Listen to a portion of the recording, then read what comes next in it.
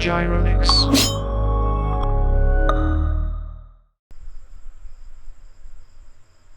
In this lecture, we will discuss diode circuits. Okay, first, we'll analyze diode circuits with DC input, and of course, diode circuits with AC input. Specifically, the rectifier circuits. So we have a half-wave rectifier, full-wave center-top rectifier, and the full-wave bridge-type rectifier. Okay, so first is the DC input diode circuits. And let's have some review regarding the states of the diode. So this diode here is forward bias, right? So the positive terminal of the source is connected to the anode. So when forward bias, the diode is on, and the equivalent circuit for this one, you have 0.7 volts drop across the diode if the diode is silicon. But if the diode is germanium, then you have 0.3 volts, okay? And this diode here is reverse bias. So the positive terminal of the source is connected to the cathode. So when reverse bias, the diode is off. So the equivalent circuit of an off diode is an open circuit. Okay, so open circuit, which means the current flowing through that circuit is zero. Or just like saying there is no current flow in the circuit. Okay, so let's have a simple exercise. So we are asked to determine the load voltage and the load current for the given network. So this label here means that you are going to bias this node or terminal with an 8 volts power source. Okay, so you will attach power source at the terminal. So let's say that is your VO. And let's label the voltage across the diode VD and of course VL.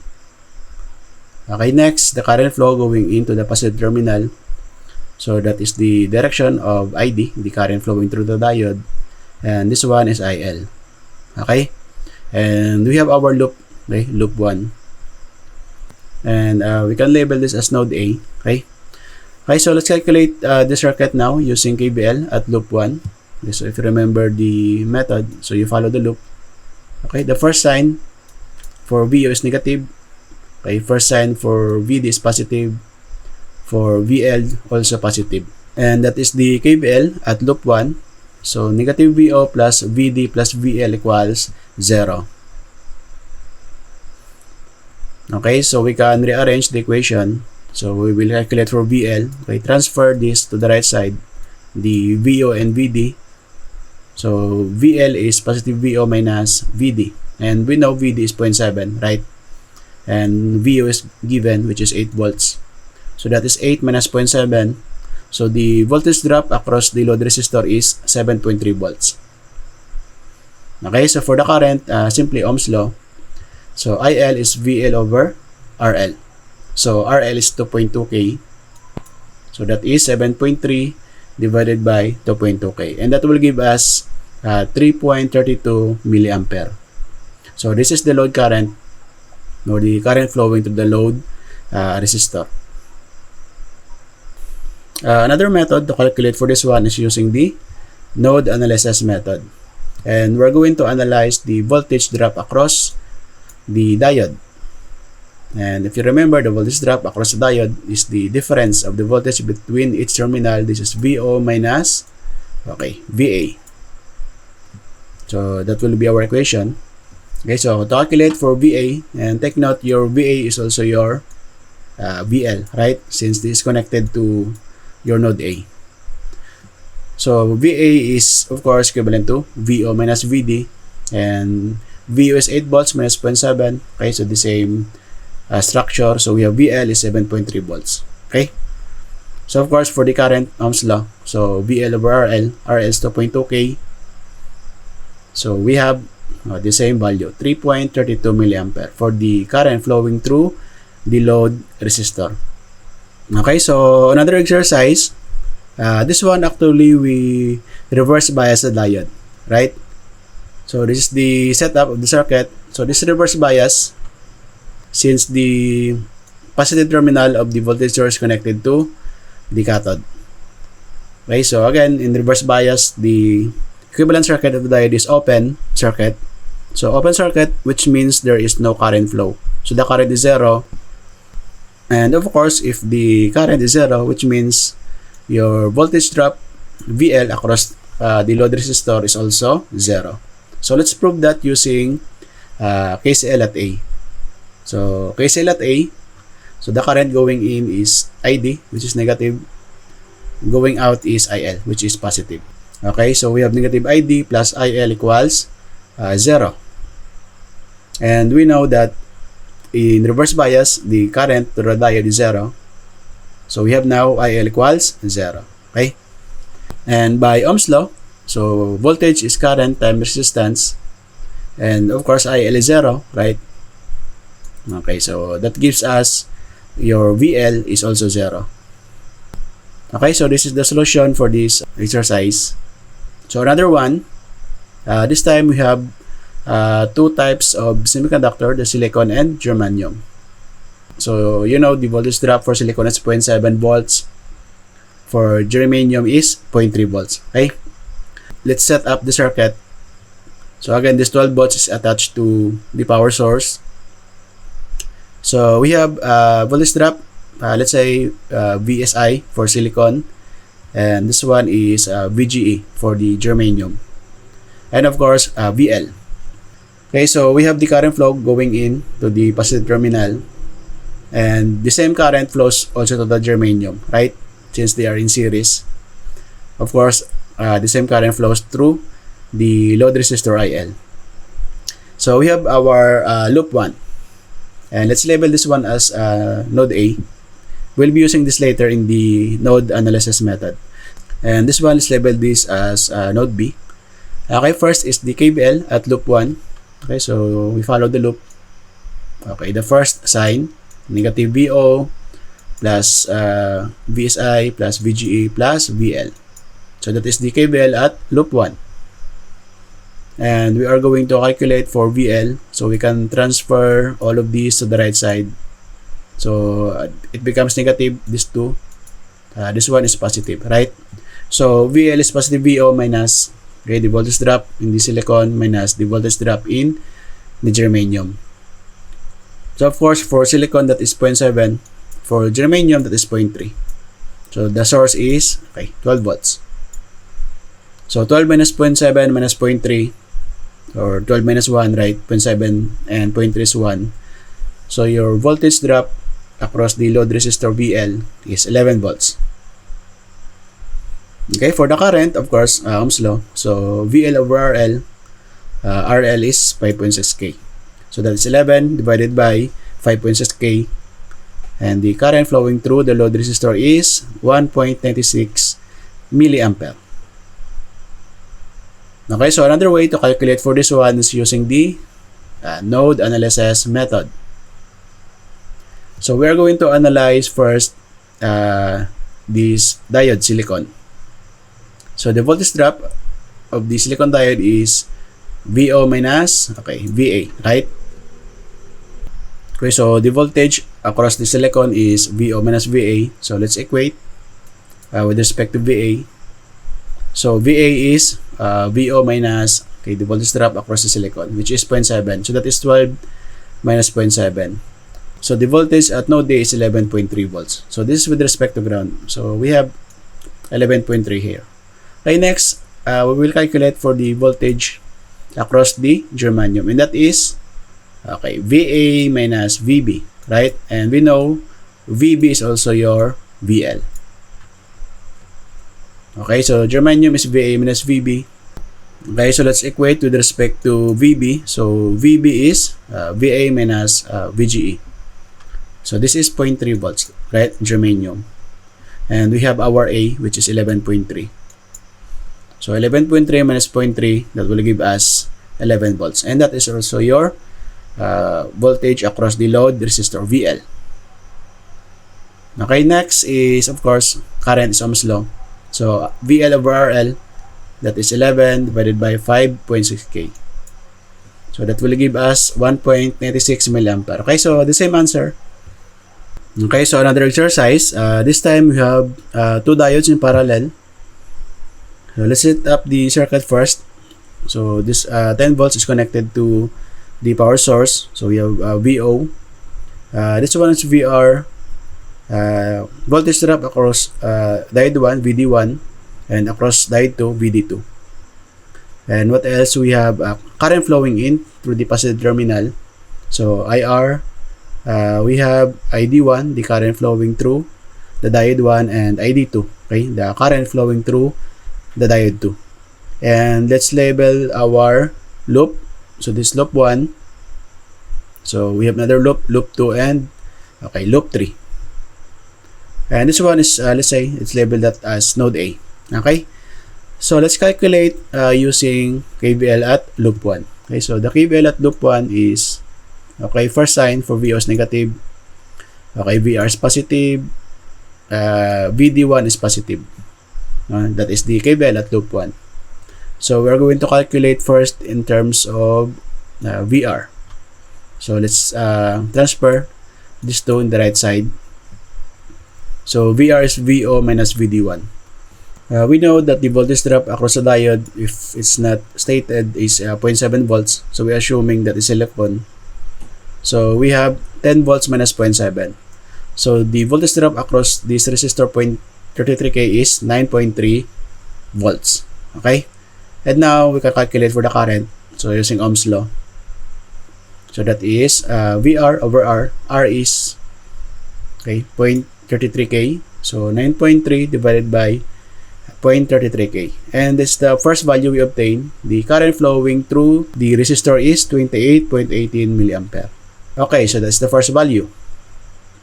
So next, we're going to analyze KCL at A. So at node A, the current going in is negative IR. Going out are ID1 and ID2. So both are positive. Okay, so we have negative IR plus ID1 plus ID2 equals 0. So let's transfer this IR to the right side. So we have now ID1 plus ID2 equals IR. Next is we are going to assume that these two diodes, D1 and D2, are identical. So which means they have the same circuit response. They have the same resistance. So considering they have the same resistance, which means the current flowing in, which is 28 milliampere or 28.18 milliampere. So once it reaches this node A, it will split to these two current, ID1 and ID2, equally. And that is our assumption. So the current flowing through diode 1 is equal to the current flowing through diode 2. And we can substitute, let's say, this ID1 is equivalent to ID2. So they are equal. Okay, so we substitute. So which means we have twice ID1 plus ID1, or twice ID1 equals IR. Or we can divide IR by 2, right? 28.18, we divide it by 2, and that will give us 14.09 milliampere. And that is the current flowing through diode 1 and diode 2. Okay, so they are equal. Okay, so next, let's calculate for the output voltage using our KVL at loop 3. So KVL at loop 3, okay, so negative VD2, okay, so plus V out. So anyway, they are in parallel. So whatever value of V2 will be our output. Okay, so V out is, of course, the voltage across diode 2, which is 0.7 volts. Okay, so this is the answer for this exercise. And another method is using, okay, the node analysis method. So we'll analyze VR. So that is VO minus, okay, VA, right? Okay, so VR is VO minus V1. So that is 10 minus 0.7, and we have 9.3 volts. And we are going to use this voltage to calculate for, okay, the current IR. So IR is VR over R, Ohm's law. So we have 9.3 divided by 0.33K, and that is our 28.18 milliampere. And from here, the same steps. So we're going to use KCL. KCL at A. So current going in is IR, negative. Going out are ID1 and ID2. So equate to 0.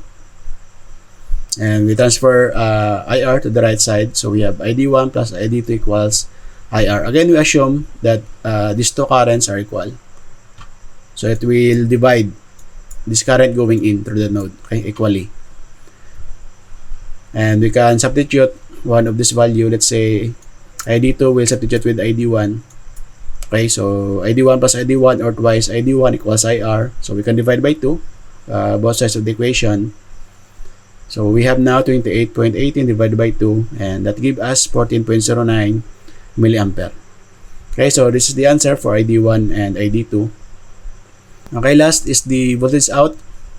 So using the node analysis method of VD2. So what is VD2? That is V out minus 0, right? Of course, V out is equivalent to 0.7 volts. And this is the answer for this exercise. Okay, next is the application of the diode. So we can create an OR gate using a diode. So this is a simple circuit that acts like an OR gate. Okay, so let's analyze the circuit. So we have here possible inputs. So first, we have 0, 0, which means your V1 is 0. So if this is 0, what is the state of the diode? So this is reverse bias, right? So 0 is equivalent to ground. So this diode is reverse bias, and that is like an open circuit. So the same with V2, we apply 0 volts. This one will be reverse bias. So what is the output? Okay, the output is, of course, this connected to ground, so 0. Okay? So next, inputs are 0 and 5 volts. So V1 is 0, so reverse bias. V2 is 5 volts, this is forward bias. So if this is ideal, this is equivalent to short circuit. So which means you have what? Okay, 5 volts at the output. Okay, so we have 5 volts. So next is 5, 0. So the first diode, so we apply 5, this is forward bias. Ideally, this is short circuit. Okay, so this is connected to VO. Okay, so you have 5 volts at the output, right? And of course, this V2 is reverse bias. So we have 5 volts. Okay, that is the output. And last, we have both 5. So both are forward bias. Okay? So which means you have 5 volts at the output. Okay, so this is the truth table for the OR gate, right? So your 5 represents logic 1, okay, in logic circuit. Okay, next is the diode circuit that acts like an AND gate. Okay, so let's analyze the circuit. First, we have 0, 0. Okay, so I have 0 here. 0 is equivalent to ground, right? And take note, we have here voltage. So this means that your diode is what? Forward bias, right? So if this forward bias, this is like a short circuit, which means you connect directly to the ground. So which means you have ground here. You have 0 volts at that point. So your VO is 0. So the same with V2, this is forward bias. So your output is 0, right? Okay, next is we have 0 and 5. So V1 is 0, again, that is forward bias. So if this is forward bias, short circuit equivalent, okay. So you have 0 at the output. V2 is reverse bias, right? But this one will provide 0 to your output. So your output in this case is 0. Okay, next is 5, 0. So you apply 5 volts here. This diode will reverse bias, okay, open circuit. But this one will forward bias. Okay, so if this forward bias, again you have connected to the output that is 0. So you have 0 output. And last, we have 5 volts. Okay, this is reverse bias, right? If you have 5 volts in that node. Next, another 5, this reverse bias. So what's the output? So current will flow in this direction. Okay, so ideally you have 5 volts, but in actual circuit, you don't have 5 volts. You have some drop here. Okay, that is less than 5. Okay, so let's say 5 volts for the sake of this exercise. So ideally you have 5 volts. So this is the truth table of the AND gate, right? So again, 5 volts represents logic 1. So next is the diode circuits with AC input. So let's have a quick detour in calculus. We have this formula in calculus to find the average value of a given function. So this one is the interval, okay, from A to B. And for example, we have full wave. So in this case, the interval is from 0 to pi, okay? And we know that this full wave is the rectified output of sinusoidal input. So which means the formula for the sinusoidal input, that is voltage peak, okay? So this level of the voltage times the sin theta, right? And if we are going to calculate for the average value, so we are going to use this formula. So let's use this formula. In this case, our f of x is your voltage peak times sin theta, okay? Your interval is, okay, 0 to pi. So this is the interval. So pi minus 0, then that is your function, f of x, okay? Vp times sin theta. So next we can evaluate the integral of sine, that is negative cosine, okay? So evaluated from 0 to pi. So this voltage peak that is constant, so we can move the leftmost part of the expression, okay? So we have V peak over pi. Okay, so let's evaluate this negative cosine theta. So which means we will substitute the value of theta with pi and, okay, 0. So this one, okay, pi and 0. And this negative sign, we can move to this point, okay? So cosine pi is negative 1 and cosine 0 is 1. So we have now negative 1 minus 1, that is negative 2. But we have negative here, so that will make it positive 2. And that is the average voltage for the full wave rectifier. 2 times V peak over pi. Okay, so take note of this formula. So we're going to use this later in our diode circuits. So this is for full wave. For half wave, the same concept, but of course this is half. So instead of the full cycle, which is V peak times sin theta, so we divide it by 2. Okay, so only half of the cycle. So the same steps, we will substitute f of x as 1 half V peak times sin theta, and this 1 half, we can move this constant, we can move to this leftmost side of the expression.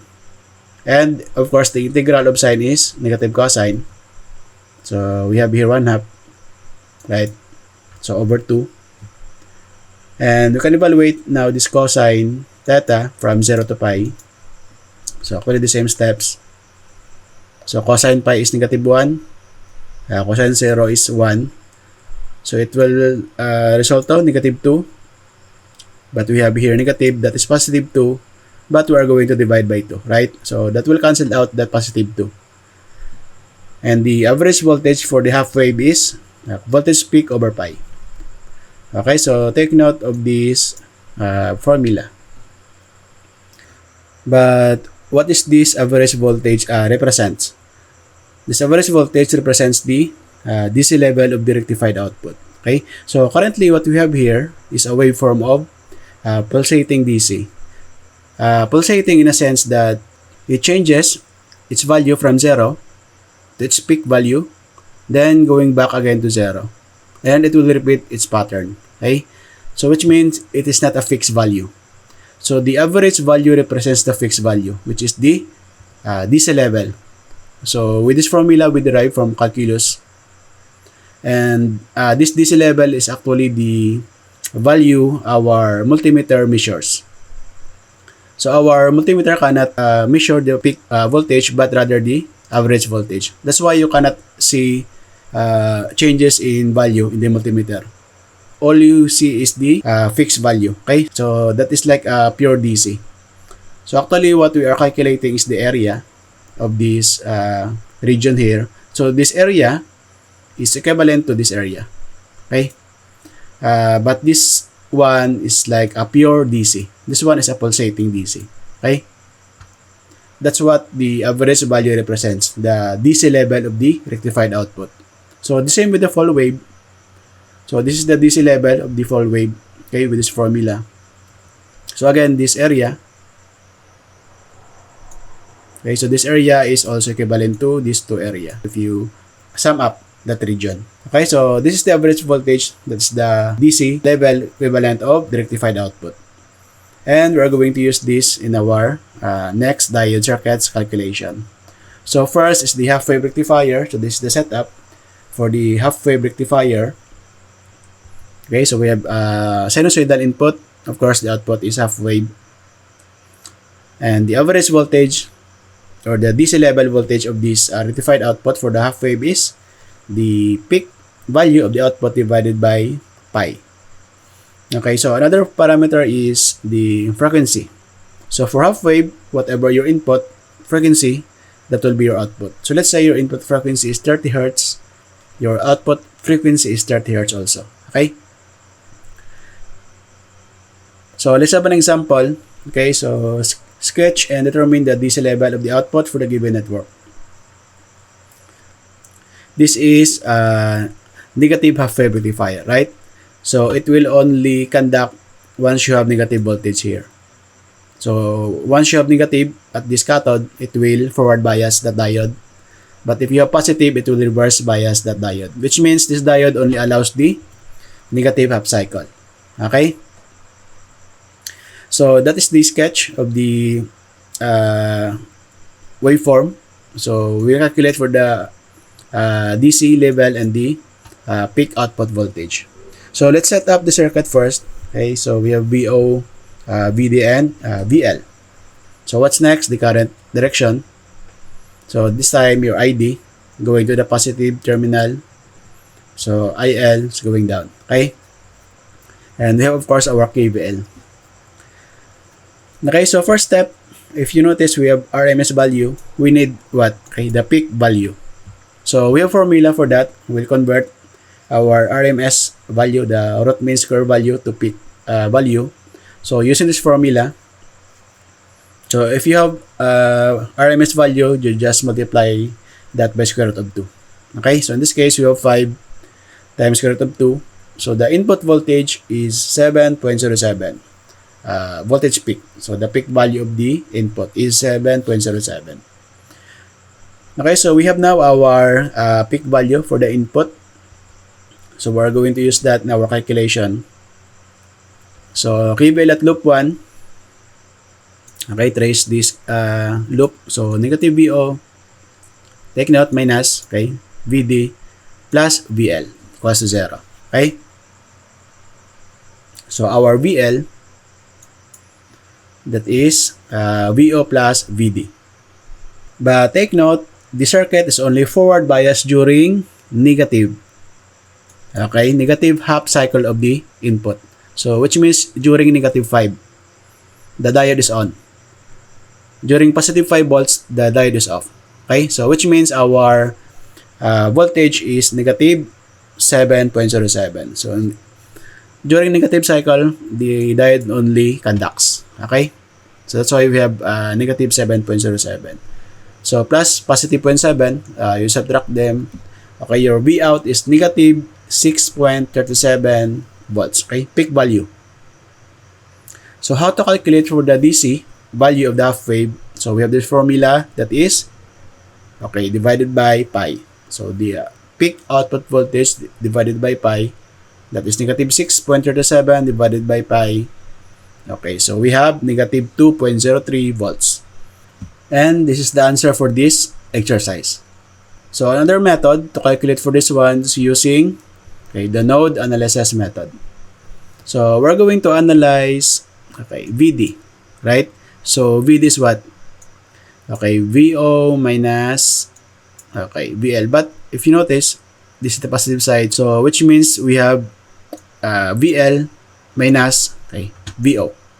So that is our VD. So our VL, in terms of VL, we equate this equation. So VL is VD plus VO. Again, it conducts during negative cycle. So VL is 0.7 plus negative 7.07. And that will give us the same value, negative 6.37 volts. Okay, that is the peak value of the output. So the DC level is divided by pi. So negative 6.37 divided by pi. So we have negative 2.03 volts. Okay, so this is the DC output voltage of this given rectifier circuit, half-wave rectifier circuit. Okay, next is the full-wave center-tap rectifier. Okay, so the same, you have sinusoidal input, so it will have full-wave output. Okay, so the DC level is twice the peak output voltage divided by pi, but this time the frequency is twice. So the output frequency is twice compared to the input frequency. So which means if your input is 30 Hz, your output is 60 Hz. Okay, so twice. Okay, so let's have an exercise for this one and sketch again and determine the DC level. Of course, the output waveform for this one is full wave rectifier. Okay, that is the sketch of the graph.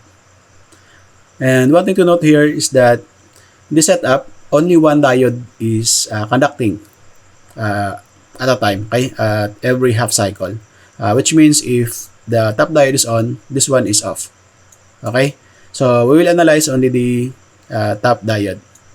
Okay, so let's label this voltage. We have VO, VD, and VL. Okay, so again, if this is conducting, this one is not. Okay, so we can isolate that diode at the bottom. So we have current going in to the positive terminal, okay, ID. So we have IL, and of course the voltage loop, okay, L1. Okay, first step again is we convert that RMS on the peak value. So simply by multiplying to square root of 2. So we have 12 times square root of 2, that is 16.97 voltage peak. Okay, that is the voltage peak at the input. Okay, so we have now that value. Next is apply KVL at loop 1. Okay, so negative VO plus VD, okay, plus VL. Again, this is not conducting. So we have that KVL. So let's calculate in terms of VL. So VL is VO minus VD. Okay, this is our VO. So 16.27 minus 0.7 volts. Okay, and VL is 16.27 voltage peak. Okay, that is the output peak voltage. So to calculate for the DC, so simply we multiply that by 2 divided by pi. So 2 times 16.27 divided by pi is 10.36 volts. Okay, so this is the DC level output of this center tap rectifier circuit. Okay, next, using the node analysis method, so we can analyze for the VD, that is VO minus VL, right? So calculate for VL. Okay, so VL is VO minus VD. So VO is 16.7. So the same step, minus 0.7. So that is the peak output voltage, 16.27. Of course, to calculate for the DC output level, so we simply multiply that by 2, the peak value divided by pi. So again, 2 times 16.27 divided by pi is 10.36 volts. Okay, so this is the DC output level of the center tap rectifier circuit. Okay, next is the full wave bridge type rectifier. So the same, this is full wave, which means your sinusoidal input will have full wave rectified output. Okay, so the same formula for the DC level. So twice the peak output divided by pi. But take note, the operation of this bridge type, 2 diodes are on every time, right? So which means instead of just subtracting 0.7, so you will subtract 1.4. So that is 2 times 0.7, okay, 1.4.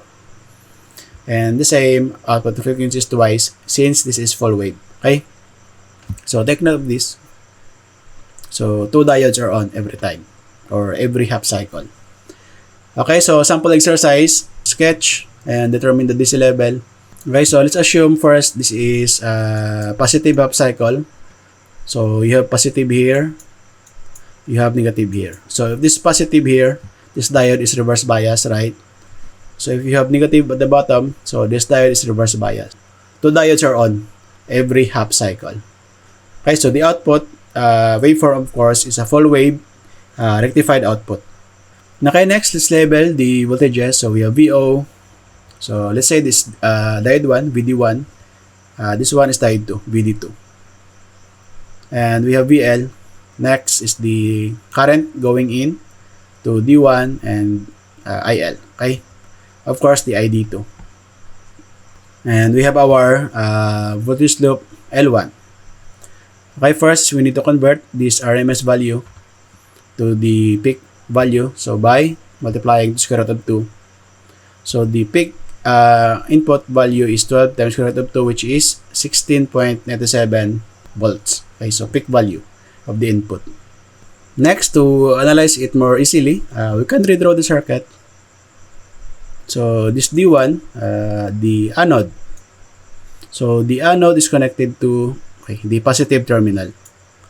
So we can redraw that circuit. So again, the anode is connected to the positive terminal. Okay, so this one. So D1, the anode is connected to the positive terminal. Okay, the cathode is connected to the output. Okay, so let's check. So the cathode is connected to the output. Okay, that is correct. For D2, the anode is connected to ground, right? Okay, anode is connected to ground. So let's check in our redrawn circuit. Okay, this is D2. So the anode is connected to ground. Okay, that is correct. Then the cathode is connected to the negative terminal of the source. Okay, so the cathode is connected to the negative terminal of the source. Okay, so the redrawn circuit is correct. Okay, so let's analyze this one. So this is more easy to analyze compared to this circuit. Okay, so again, we have redrawn our circuit. Okay, so let's solve the circuit now. Okay, using KVL at loop 1. So KVL at loop 1, okay, follow this loop. Okay, first sign, so positive VD2. Okay, negative VO. Okay, positive VD1 and positive VL. Okay, that is the KVL at loop 1. So we're going to calculate for, of course, VL. So transfer this one, it become negative, this one will positive, this one is negative. So VL is VO minus VD1 minus VD2. Okay? Of course, we have 0.7. So this time, you will subtract 2.7. So this time, you will subtract 0.7 twice. So we have 16.27 minus 0.7 minus 0.7 is 15.57 volts. Okay, that is the peak value of the output. Okay, so to calculate for the DC level, simply multiply it by 2 divided by pi. So 2 times 15.57 divided by pi, that is 9.91 volts. So remember this value, okay, in our project for power supply. So we're going to use actually the 12 volts VRMS and bridge type rectifier. So without the capacitor as a filter, we're expecting, okay, this value to be captured by our multimeter. So when we test our DC level of the bridge type rectifier circuit later, so we are expecting 9.91 volts. Okay, but of course, if you are going to add filter like capacitor, so it will boost from 9.91 volts to approximately 12 volts. Okay, that is the function of the capacitor.